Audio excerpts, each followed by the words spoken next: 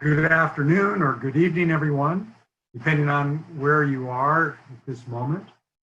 I want to welcome you to our Longevity Center webinar, Keeping Your Mind Sharp, Memory Habits to Organize Your Life During and After Pandemics. My name is Gary Small, I'm Director of the UCLA Longevity Center, and today I'm going to have a conversation with one of our faculty here at UCLA and a key member of the Longevity Center staff, Dr. Karen Miller. Now, before we get into the conversation, I just want to do a little bit of housekeeping. First, you will see at the bottom of your Zoom screen an opportunity to type in questions. And I will be moderating those questions as we move forward. During the conversation, I welcome you to ask those that you have. I got a few questions in advance that we'll try to get to. And I think that helps us address the topics of interest to all of you. And in addition to thanking Dr. Miller for joining us today, I want to thank our technology staff, the Longevity Center staff, our board of directors, all of whom make these educational events possible.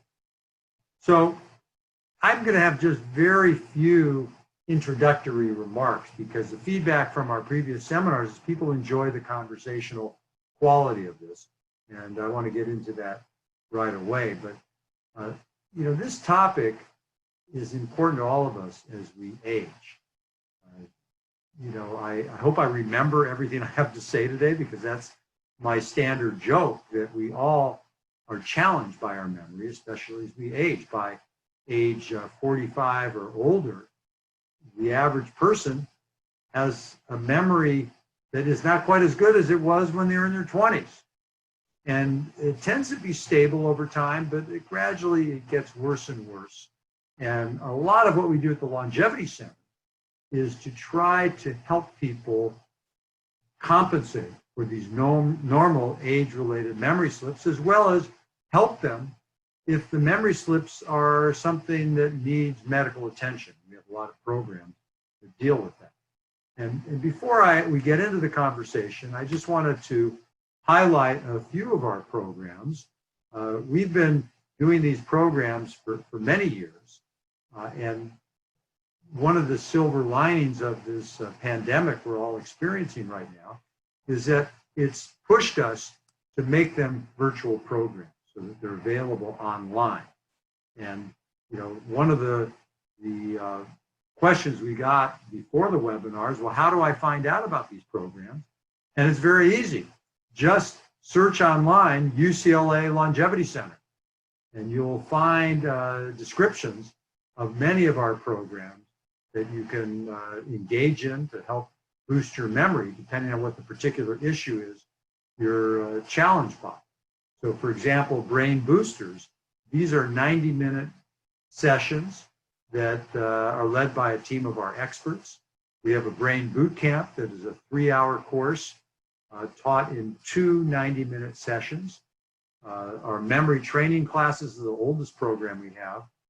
These are classes on memory methods, and we have 4 90-minute classes. We have the memory training boosters that are refresher courses for those of you who've taken the basic classes and want to build and solidify their memory skills. And then there's a memory fitness program, which is a 12-session course on memory and brain health strategy. Now, I'm really delighted that actually, before I get into introducing Dr. Miller, I remember one thing I wanted to mention, and that is the next webinar. Hopefully, I'll remember to mention it at the end, but please mark your calendars for June 24th, when I will be talking with Dr. Ziva Cooper, who is the director of our Cannabis Research Initiative at UCLA.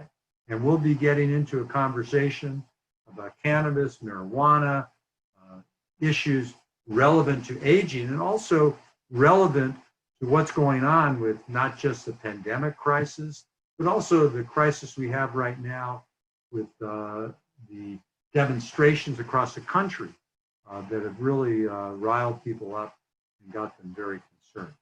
So what I was going to say before I move on is that I'm so delighted that we have Dr. Karen Miller with us, and also to remind you, here's the website for the Longevity Center if you want to find out about these programs, or if you want to view some of the past webinars, we have it posted on the base page.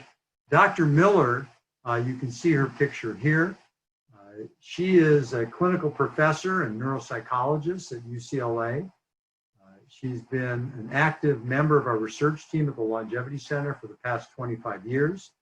She has a lot of roles. She's very active in teaching. I think we'll get a chance to talk about some of the consultations she's done with Dacom Brain Fitness. And by the way, somebody asked, how do I access that?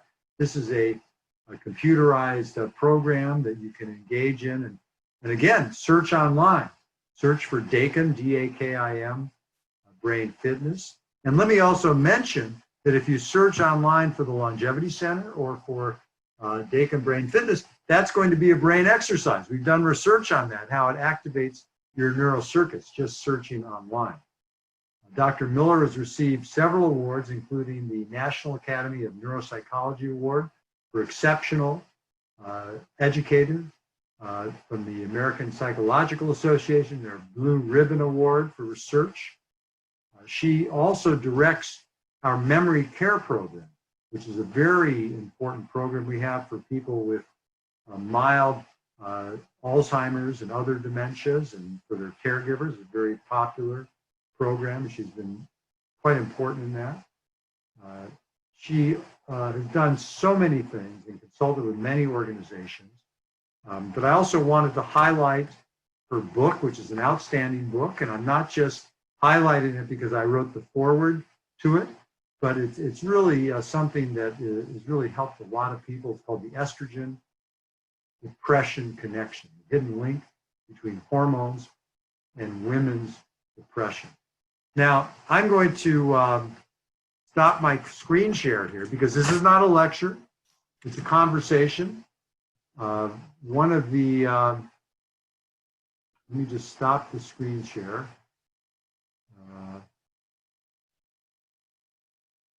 Yeah, I think I stopped it. That looks good. So we can see Dr. Miller on the screen. Before we got started, we were working with the tech team and talking about how long Dr. Miller and I have been working together. And it was interesting because it was kind of, we were doing reminiscence work. And long-term memory is very strong.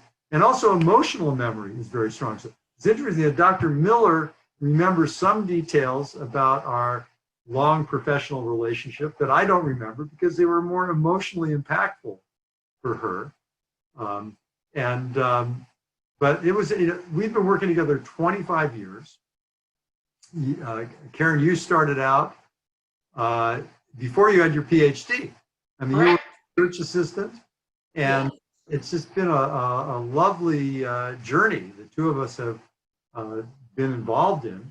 And what's exciting about it is you've been just such an important partner in developing these wonderful education and memory programs we have at the Longevity Center and also the Geriatric Division.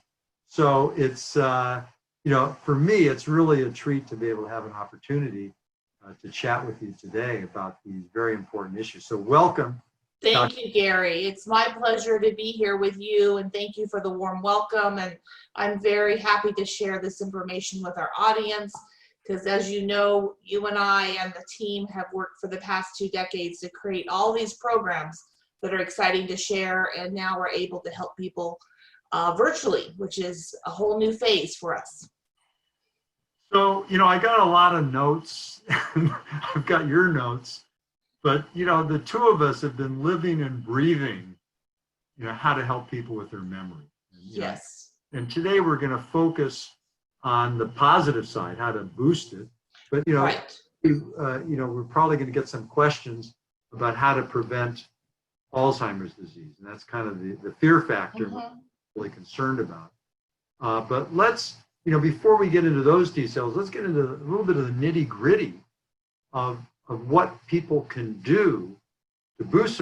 Then we'll hone in a bit on some of the habits that I think are quite important. So just to get started, there's the basic memory techniques. They've been around for thousands of years, really. And Right. so we could review with our audience, what is the foundation for compensating for these age-related memory issues that we're all struggling with? That's a great question. So I think if we look at the majority of the memory techniques that have been around for not only decades in the research of psychology and psychiatry, but like you said, for thousands of years, if we trace it back historically, there's a couple of key features to how we improve our memory as we age. And that includes improving our overall attention and focus, right? Because information goes by us so quickly that we don't necessarily always pay attention to the new information. And we also spend a lot of time hearing the information, but we don't always pause to visualize. So I think that when we look at any technique, whether it be look, snap, connect, or the story method, face, name, underneath it all are the key features of how do we improve our attention and how do we visualize new information, because that allows us to encode it better. And of course, the key to encoding or learning is in that we can later recall that information. So, that's, I would agree with you. That's what it is. You mentioned look, snap, connect. And, I've got, that was what we put, my wife, Gigi Borgen, and I, what we put in our first book, The Memory Bomb. And I got to give her credit because Of course. I thought snap, crackle, pop. She says, no, somebody. But look, snap, connect. So, and that's, it's really a mnemonic. So look is a reminder to focus attention, as you said. Snap is a reminder to create a mental snapshot of what we want to recall. And connect is a way of giving those mental snapshots meaning, so we can make them memorable. If something's meaningful, it'll be memorable. So that's the basic of what we've got to learn. So maybe give us an example of, let's say you want to remember, the most common memory problems are, people complain about names and faces. So if you meet somebody and you want to remember their name and face, how would you apply the visualization and the other techniques for that kind of example? Right. So when you meet someone, right, and you hear their name for the first time, you want to, first of all, think about whether that name has any meaning and whether or not you can visualize something that goes with that particular name, right? So for example, if I heard the name Hannah, which is maybe not as common as maybe hearing the name Hannah, I would think about, okay, what stands out about Hannah and what does the name Hannah remind me of? And I personally love Hawaii, so I would think about the road to Hana, and maybe let's say this young lady has some beautiful long black hair, right? And I might picture her in a convertible driving down the road to Hana with the hair flowing. So Nice. that I'm trying to put both her name, which is a little bit unusual, with something I'm already familiar with. So what you're doing is as a psychiatrist, I learned about psychodynamics, and they talk about your Yes. first association. So that often is very good and very powerful. And you're kind of bringing visual imagery in it. So it leverages the brain's natural ability to remember visually. And Exactly.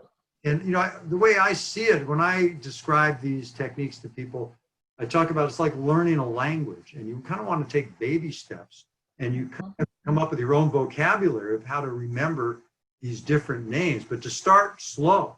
Yes. I think you're going to remember 10 new names and faces that day. Maybe take one and see how you can build your skills gradually.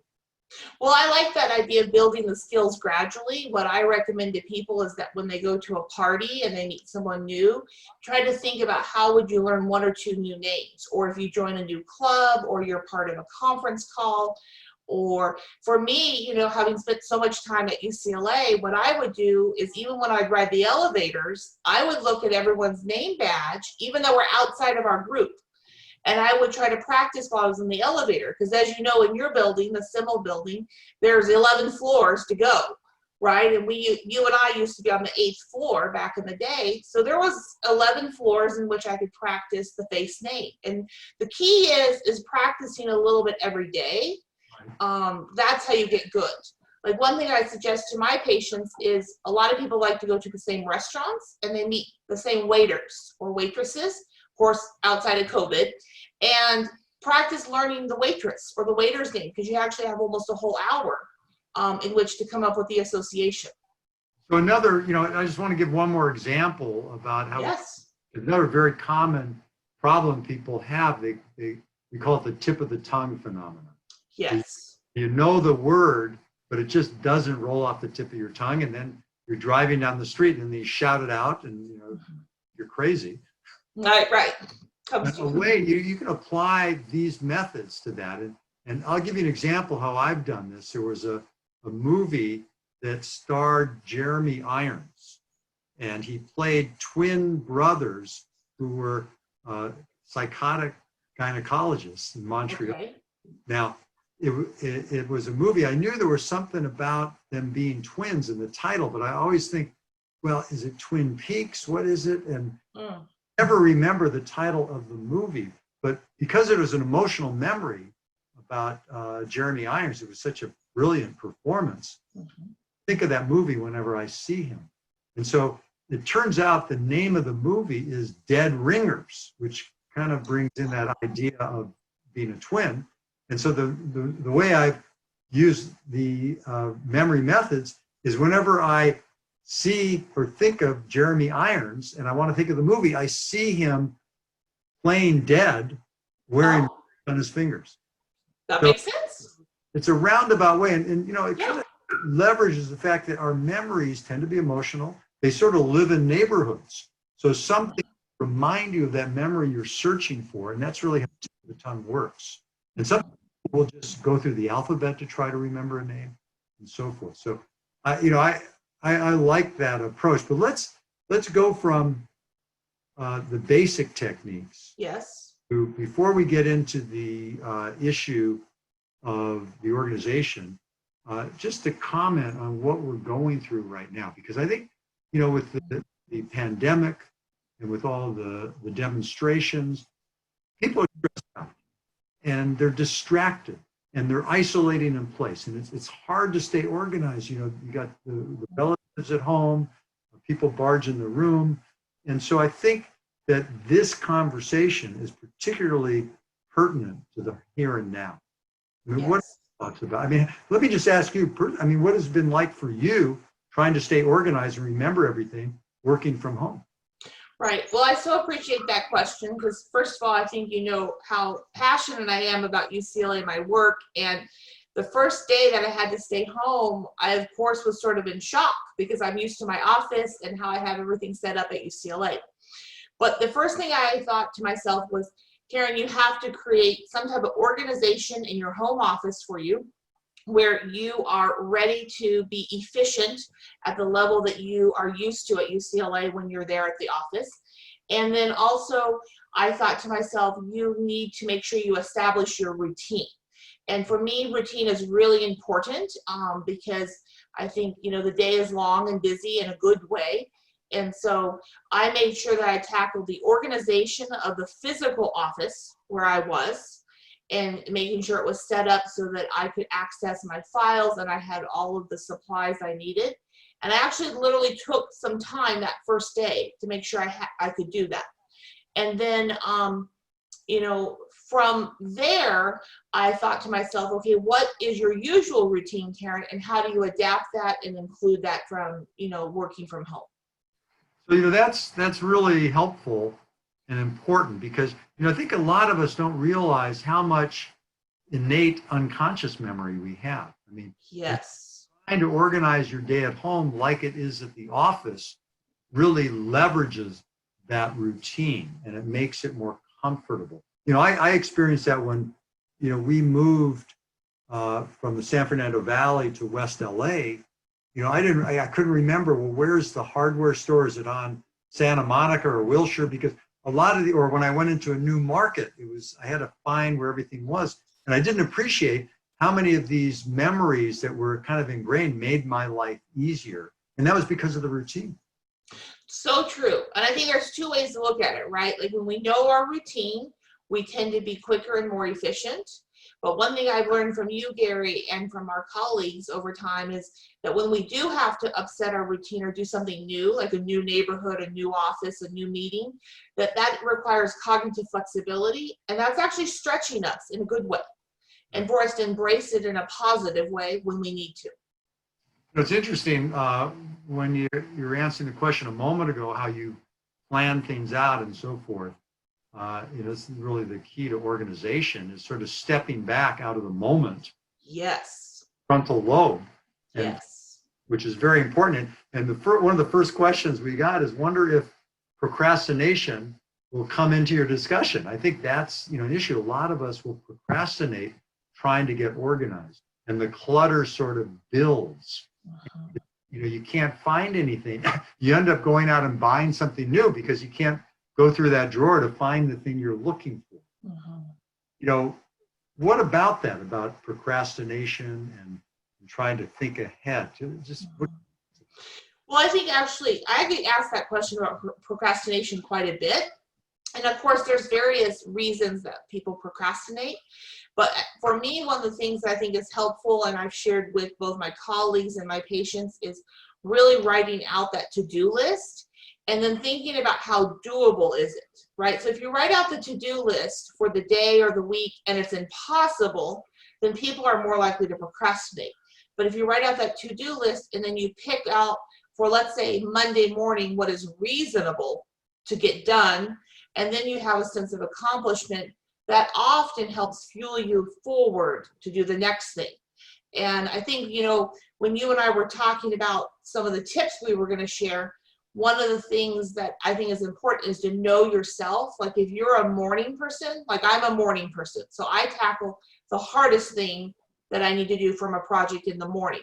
But some people are afternoon or evening people, so they might set aside what that portion of the project that they really need to get to for a time in which they feel the sharpest. So knowing your energy. Yeah. So that's, I think, recognizing when you work best is important. That helps you. Yes. In your day. And I'm the same way, a morning person. And that we're not going to, I guess we can get into lifestyle a little bit and how it protects brain health. In fact, our memory fitness and brain boot camp program do get into brain healthy lifestyle. And we even have some questions about that. I mean, somebody asked about, for example, a plant-based healthy diet. And I think of lifestyle also, why is morning so good? If I get a good night's sleep, this brain is on reset. And that's where I want to optimize the creativity when my brain is working best. I wonder, are there people out there who do, I guess some people do better in the evenings? They do. Some people report that morning is hard for them. They're maybe sluggish and that they begin to warm up by early afternoon and that their creative juices are going in the evening.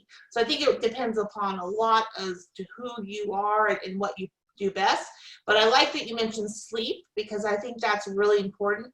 As you and I have worked with colleagues and patients over the years, sleep is a very key component, right? And that goes back to routine again. People who have their routine really sort of out of schedule and don't get enough sleep often have a lot more difficulty the next day. Yeah, so sleep is important. The question about diet, that's important. In fact, we used to talk about the big four to protect your memory. Right. Actually, sleep was part of another component. That was stress management. Correct. Healthy diet, physical exercise is critically important. And finally, what's the last one? Let's see. So we have cognitive training, stress reduction, what we're talking about today. I had to get in my one joke. That's right. I know you're testing me. I like it. No, there's only one joke that you can think of, and that's the same one in different. So, I think that those are important concepts. And I think the other thing is, because really the focus of the discussion today is habits. Yes. And we're talking about good memory habits, and it's really also about good brain health habits. And, what about, sheltering in place? How is that going to affect our memory habits? And is the stress of worrying about all the stuff going on, of getting your groceries, especially older populations, we're worried about our vulnerability to the coronavirus. And so we're reluctant to go out to the market and be in crowds. So does that overwhelm our memory stores? And if so, how can we compensate? Right. Well, I think that's a very good point about the stress. And, one thing I've noticed that you've shared before in some of your other talks is, particularly during a time like this, is what's causing our stress or increasing our stress. So, for example, if we're overwatching the news, right, and then we're increasing our stress. So we have to take a look at what might be causing the additional stress.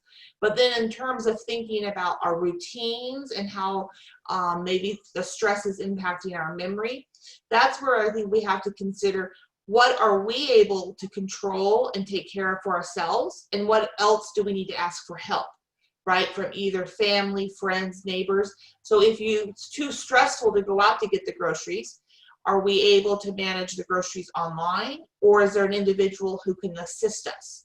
So thinking about ways to reduce stress, ways to ask for help is really key, because what we do know is that when we're under heightened stress, we may feel as if we have more memory problems, but often those memory problems will resolve when stress is reduced. Yeah, no, I think those are great points. Our brains are naturally looking for novelty. In fact, evolved that way through natural selection. So that's why we love the news. We want to find out what's happening. And now, it gets to be quite stressful. And what I find is that you kind of hear the same story over and over again. Yes. And it becomes a cacophony in the background, which becomes disturbing, and it's a relief to shut it off. On the other hand, completely blocking out the news, I think, can be a form of stress.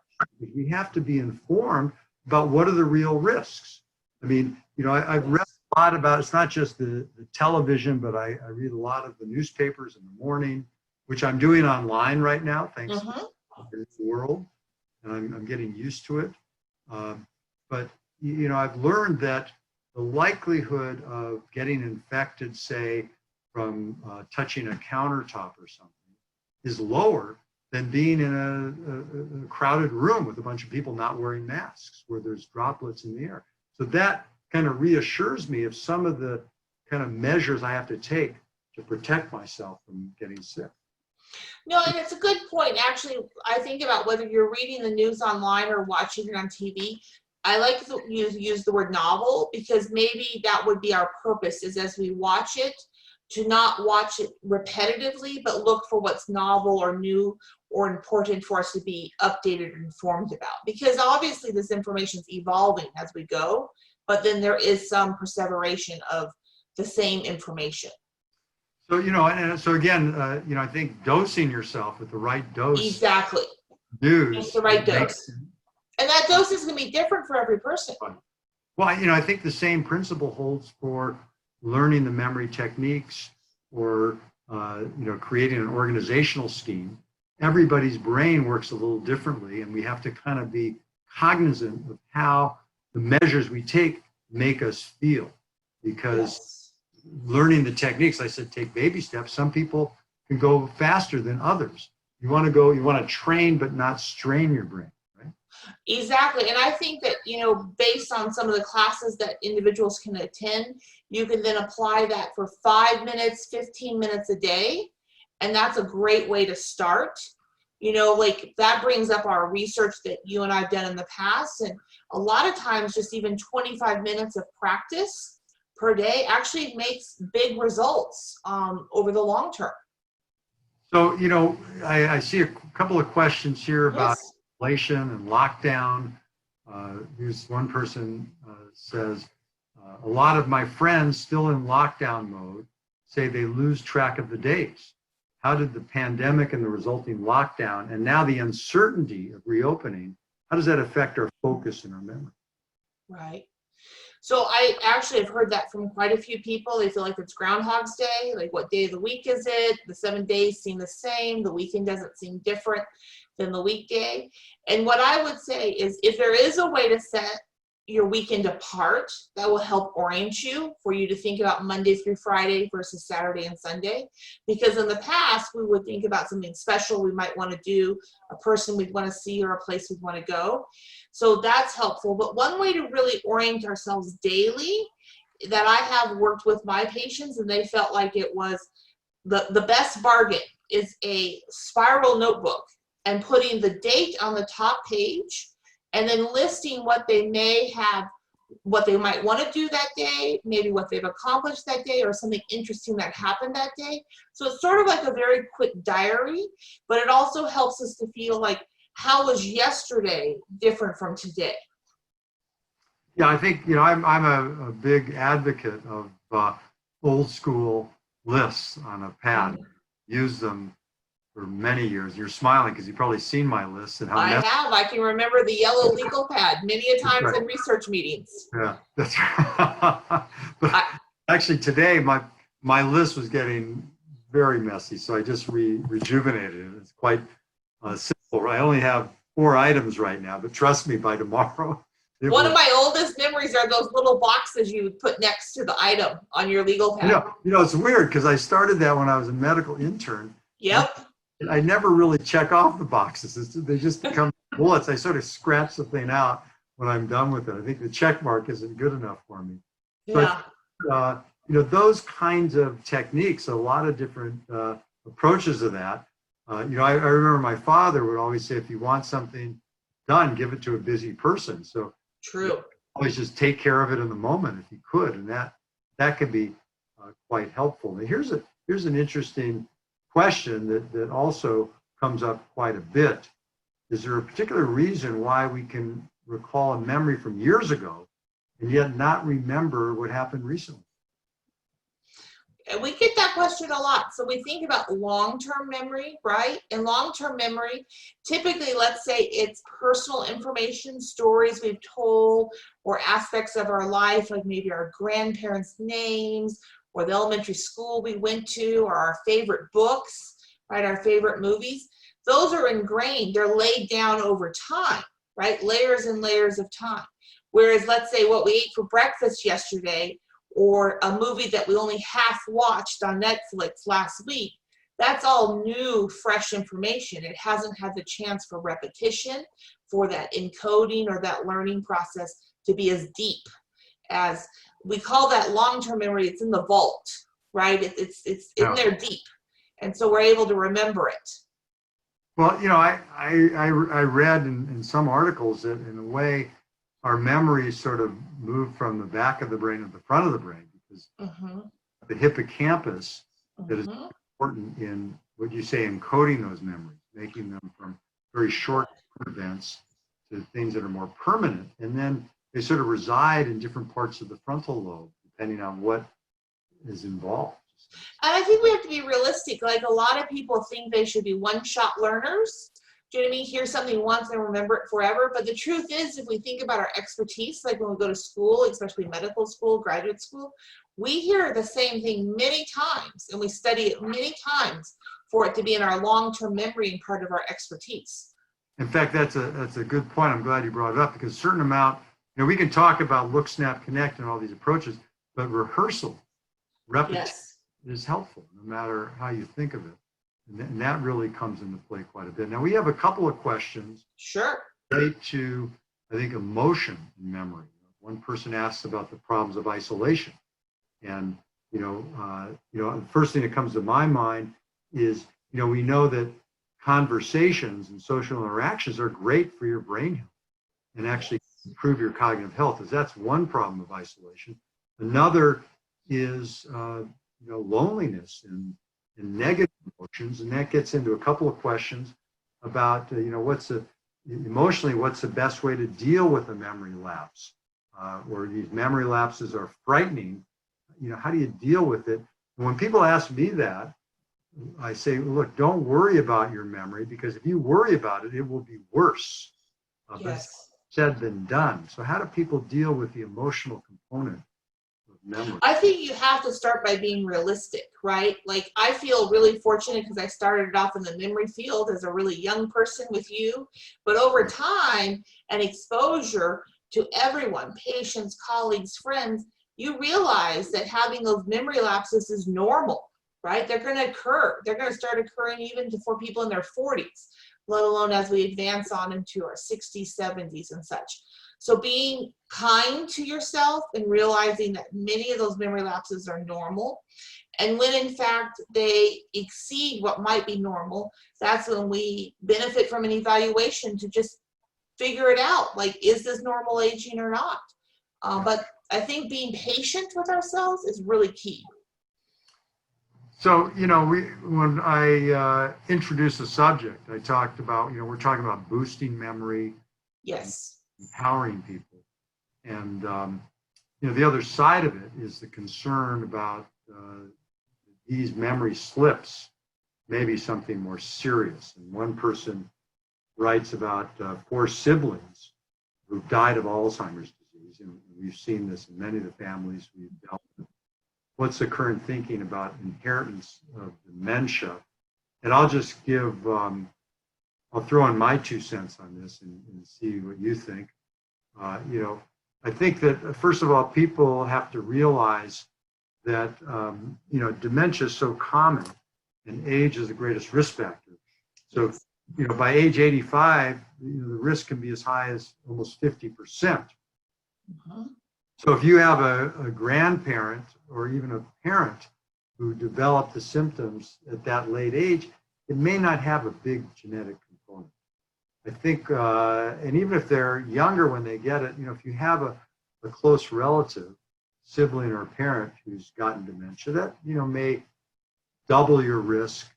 And, the risk at 65 or older is only about 5% or so. So it's not a huge risk. And in fact, for many people, non-genetic factors are more important. So I like to kind of reassure people about the genetics, but if they're concerned, they can certainly see a genetic counselor and get more information. How do you deal with these genetic questions?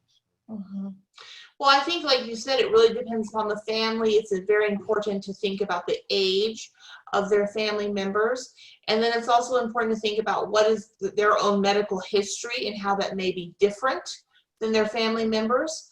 And as you and I have focused on in all of our memory programs, what can we do about our own sort of brain health early on, right? And that's where a combination of thinking about exercise and nutrition, stress, overall mood, and then what kind of cognitive training can we do early that can maybe compensate. And one thing that to me is always encouraging is that you and I, we meet a lot of people with a family history who don't necessarily go on to develop dementia, right? And that's important to step back and look at what's different in their profile than their family members. Now, certainly, it's no wonder that people with a family history Of course. About these memory slips. But I think a point, because some of the questions are coming up, and I don't think we emphasize this point, and that is that for most people, these age-related memory slips that start in our mid-40s are normal, and they Yes. relatively stable. I think some of the questions suggest that, well, that definitely means you're on the road to dementia, and that's not at all the case. So I think people can be reassured if they're experiencing these things. Many people are experiencing them. But if you are worried about a concern, talk to your doctor or contact us at UCLA, and we can get to the bottom of it. Because certainly if it is something more serious, it's better to find out early rather than later, because the earlier we can intervene, the better the outcome. And I've had some amazing sessions with individuals who did decide to go ahead and investigate whether or not their changes were normal or not. They did a neuropsych evaluation or an MRI or both. And it was very reassuring for them to receive those baseline results. So that is, if they're very worried, that might be a good approach. Yeah, but also, yeah, and even, we've had very good results. That's been our philosophy at the Longevity Center, Yes. the Geriatric Division, is early detection and prevention. And we get great results with many people with mild cognitive impairment. We get them on medication early. We get them in the memory education programs, and they seem to stabilize for quite a bit of time. And the research shows that as well. Even if it's not a dementia, we've done many studies where we show that you can get improvement quite quickly, not just in your objective memory, but your subjective memory, what you experience. Oh, absolutely. I mean, that's one of my favorite things about some of our studies, like the Daycom Brain Fitness and the Memory Fitness research that you and I both published on, is that individuals were in their 80s and they were improving their memory, even who had mild memory issues. So I think that that's important. Somebody, I don't know if we emphasize it enough, but there's a question about losing things, misplacing things. Maybe you want to talk a little bit more about memory places. Sure, that's my favorite question. I'm glad you asked it. I'll tell you. Yeah, I'm going to tell you, we've had, since the kids were little, we always had like keys in the kitchen, like hooks where we'd hang our keys. But tell me about your. So that's my favorite question, because in your first book, The Memory Bible, you talked about memory places. And memory places is something that I've taught consistently over the past decade and a half during our brain boot camp classes. And that's really choosing a specific place for certain items. So for example, in my household, after I learned this concept from you a decade ago, what I did is I set up a memory place where I would put my keys, my cell phone, my purse, my wallet, so that every day I come home from work, that's where I would put it. I would know where to find it. But it wasn't just enough for me to have a memory place. I wanted to train everyone else in my family. So I had a big junk drawer for my mother, who at the time was 70 when I taught her that. My husband, who's the cook in the family, I had him put his wallet, keys, sunglasses, all next to the cookbooks where he could charge his phone. And then my son is now 14, but I started him off at age 3 with his backpack from preschool. And I taught him to put that in a special chair that was just for him. And to this day, he still is able to follow that routine, so he knows where all his stuff is for school the next day. So I love the memory places. I've been implemented in my own family, but I have to share with you one of the families you and I have worked with, who was experiencing more advanced memory issues. What her family did is they bought her 5 turquoise plastic shoe boxes, and they put one in each room, and they explained to her that's where your hearing aids, your glasses, and your rings, if you take your rings off, go. So that no matter where she left her hearing aids or glasses, she always knew to go to the turquoise box. And it worked like a charm. When you mentioned rings, I'm kind of obsessing about dead ringers, unfortunately. Tying it all back to you. But, it's funny, you brought up your son who's 14 now. You reminded me before we got on, talk about emotional memories. I mean, everybody, positive and negative experiences will fix experiences in our memory stores. Right. And you reminded me that we had some kind of event that we were doing. Memory Fitness, we launched Memory Fitness, yes. So you reminded me that just after we had this conversation about this program, you went off and you gave birth to your son. Now, yep. I remember it was an important day. I spent the morning with you and the afternoon in the hospital. Well, that was great. Let me go on to so the emotional memories can be both positive and negative, because we all, yes. 9/11, everybody remembers what they were doing. Right. And the birth of a child, and that's very emotional. Right. Now we have a question here, a comment. During lockdown, losing motivation is an issue. We talked about that Groundhog Day. Mm-hmm. I get up in the morning, I'm usually a pretty upbeat guy, and I get up feeling good, and then I think, oh yeah, we got to do this again. And then kind of this question, one day goes into the next. You're thinking, is it Sunday? Is it Monday? Everything kind of seems the same. There's no real community involvement. How do you offset that? I'll just tell you what I try to do. I think we have to make an extra effort to do that. use the routines you're talking about. So we Right. kind of mark places. I mean, I like to get up every morning, have my breakfast, read the paper. And if I can, I couldn't do it today. I had another meeting, but get out there and take, a mile or two walk. Absolutely. Let my brain do some exercise before I get into the work. And also plan social events. I mean, I'm so grateful we have all these video conferencing tools. I mean, we'll have, double dates with other couples. We'll play online, celebrate birthdays with our kids who are off, in their own places. So what are some of your solutions for this, lockdown syndrome that we're all experiencing? Well, I think your point of taking a long walk is really important, Gary, because I think getting the sunshine, the fresh air, enjoying the nature, if possible, that's really key. Also, the chance to walk with a friend, or obviously social distancing, or your family member, that's a social interaction that you can start your day off with, or you can end your evening with, or do both, right? Twice a day. But I like your point about planning something socially. And I think that it helps to think about, as you start, let's say on Sunday or Monday, you review what's the week going to be.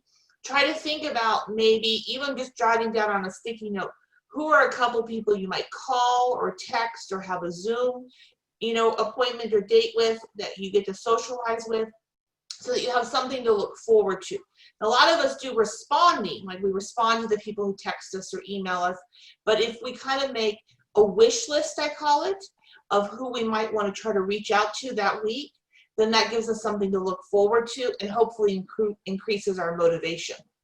It reminds me something that has really worked for me. It's been another silver lining of this crisis is, I was thinking about I reached out to a lot of people I hadn't talked to in a long time, and some old dear friends, I haven't really connected with for a while. And it was just really sweet to connect with them. And that's something I think we all can think of. Who haven't we reached out to? You want to make sure they're safe and well, so you can rekindle old friendships from before. And you find about emotional memory, it's like, the emotions in that relationship never go away. It reminds me going to, my high school reunions, people I hadn't seen in decades, shake their hand, and at least then, that was before the pandemic, and the same jokes, the same kind of connection, which is really rejuvenating emotionally. And there's something very powerful, like what you mentioned, high school, about reminiscent, right? Reminiscing about memories and positive emotions and positive times. I would suggest that not only reaching out to, people we haven't seen or heard from in a long time, I think that's a fabulous idea, but also maybe pulling out the photo albums or the yearbooks, or maybe that box of old photos is also a chance to have a positive review of happy times, to remind ourselves that more adventures and such are still to come. So here's a question. You might not have made this clear, or maybe this person came in a little bit late. Do you have any advice on how to facilitate memory training during COVID-19? You can't conduct classes in person. I'm really so grateful to our staff at the Longevity Center, you, Karen, Linda Erkley, who was doing a webinar a few weeks ago. Yes. They very quickly transitioned these face-to-face classes to an online platform. So again, go on, search UCLA Longevity Center. On the front page, you'll find out about all these education programs that you can do from your home. And I'm so happy to report that it's actually been very successful. Like, we have been able to reach so many people, and people have had a very positive review that they enjoyed the class. We're not meeting in person, but we're connecting. Well, let me actually, I didn't see, by the way, I apologize. I'm fielding the questions. So of course. I'm multitasking, which is not good. You're doing a good job. Don't do this. I should practice what I preach. But anyway, the second part to that is, what about seniors who are not familiar with the technology? I think if that's the case, our staff can help people familiarize themselves with it. I found that, I'm doing my patient care online now. And so this helps people get familiar with it. And, again, I think of my father. He was kind of a Luddite. His idea of technology was the remote control and the television. Physician, and at the hospital where he worked, they transitioned to electronic medical record, and he very quickly learned how to use a computer. So I think if it's something that's useful and we're motivated, we can learn how to use it. And this is where we can ask family to help us. So I've had several patients feel the same way, that they're not maybe tech savvy or so familiar with the computer.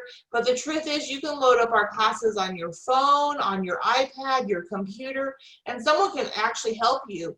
And what we have found is it's really as easy as opening your email and clicking on the link that you receive. You don't have to be real tech savvy to take a class with us.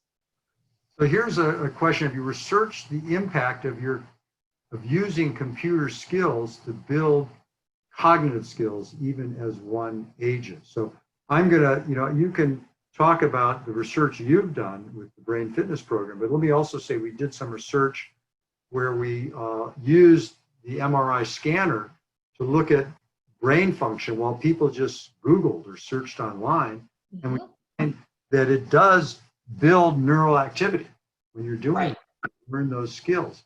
And I think your experience with the computer program, it was quite a nice study, because you showed that you can take these kinds of cognitive techniques that we're talking about today, make them entertaining. And what's unusual about the one you looked at is it was actually studied with a control group, and you showed there were effects over 2 months, and they got better over 6 months. And the more people played the game, the better their memory. And these were people who were, on average, about 82 years old. Exactly. They were in their 80s. And they weren't necessarily, all that tech savvy, but essentially by doing a program that's already preset for you, I tell people that it's in some ways was as easy as using the microwave, because it was like pushing some basic buttons, but you were getting the techniques. And of course, what I loved about, the brain fitness program you and I studied is it had a parallel process, particularly the memory component, to the classes that we teach at the Longevity Center, meaning there were a lot of short-term memory exercises, how to learn novel information using attention, visualization, story method, which is really key to improving our memory, especially for new information. But we saw very positive results both in recall and also in language in terms of word finding. Here's a comment question. Somebody always had an excellent memory up until age 68, and notice it's slipping past 3 to 4 years. It's disconcerting and annoying. And my advice to that person, often if you try these memory techniques, you take some classes, you find it improves, chances are it's not anything that serious. But if you're really concerned, reach out, get some professional help. And we have a lot of doctors at UCLA who can help, and I'd encourage you to do that. And Karen, you and I, we work together. Often I will see patients in the program, in the clinical programs, and Karen is a neuropsychologist. She can do extensive testing to really see what's going on. Is it a thinking problem? Is it a language problem? What kind of memory issue is that? And that's helpful very, very much clinically, and which touches on another topic maybe you can that somebody raised, and that's depression and memory. Like depression is the enemy of memory. And maybe you want to comment on that. Well, that's a very good point. So actually, I think we have to comment on depression and also just the state of your health during the time in which you're feeling memory problems.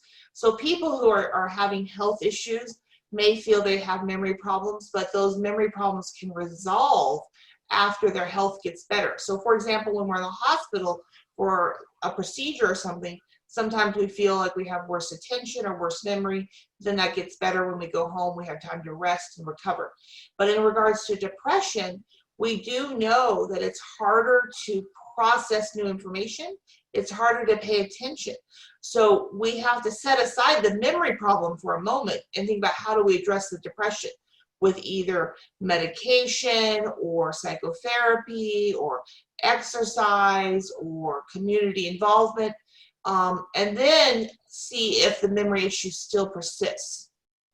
So, we're getting short on time. I'm going to try to get in Yes. a couple other comments, questions. First, this is not a question, but your classes have been great for me, and I suspect many others who live far from LA. Thanks especially to Karen. I'm assuming this is not one of your relatives.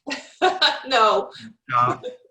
Here's another one. What about finishing a book, having to lead a Plato Society group, etc.? Is this as good as taking a memory course?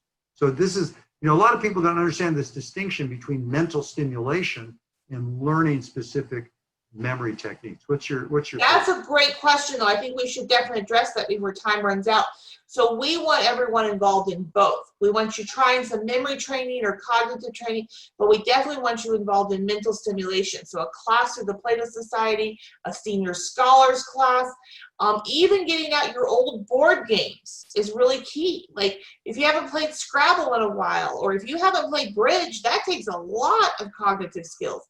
So re-engaging also in the everyday activities that promote cognitive stimulation is key. So it's a combination.